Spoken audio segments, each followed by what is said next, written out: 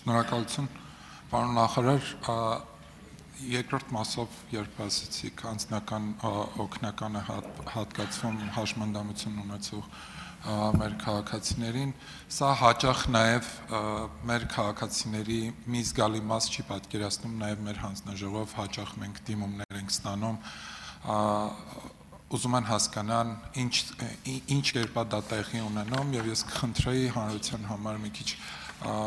ներկայացնեք այդ process-ը, որպեսզի տեղեկատվություն լինի իրենց համար, օգտվեն նաև այս հնարավորությունից հասկանալու համար։ Շնորհակալություն պարոն Բակոյան, անձնական օգնականի ծառայությունը, որ արդեն մի քանի տարի է գործում է, ըստ էության երկու հիմնական նպատակ ունի։ Առաջինը դա հաշմանդամություն ունեցող անձի ներառականությունն է հասարակության մեջ եւ երկրորդը ինչ որ չափով նաև զբաղվածություն ապահովելը այդ անձնական օգնականի համար, ով ստանձնում է այդ դերը։ Եվ այդ երկու նպատակները, երբ որ միաձուլում ենք, ինքը շատ կոնկրետ բան է դառնում։ Առաջին հերթին խոսքը գնում է այն հաշմանդամների մասին, առաջի հերթին չէ, այսինքն ծրագրի շահառու են հանդիսանում այն հաշմանդամները, որոնք կամ ուսուցանում են, այսինքն սովորում են, կամ աշխատում են։ Եվ միայն այդ դեպքում է,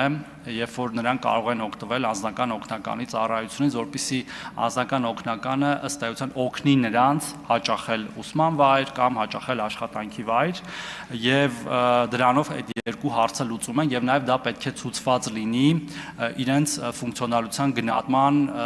հանձնաժողովի կողմից, ինչը ծառայությունների անձնական ծրագիրն էր, որի մասին առանձին խոսեցի։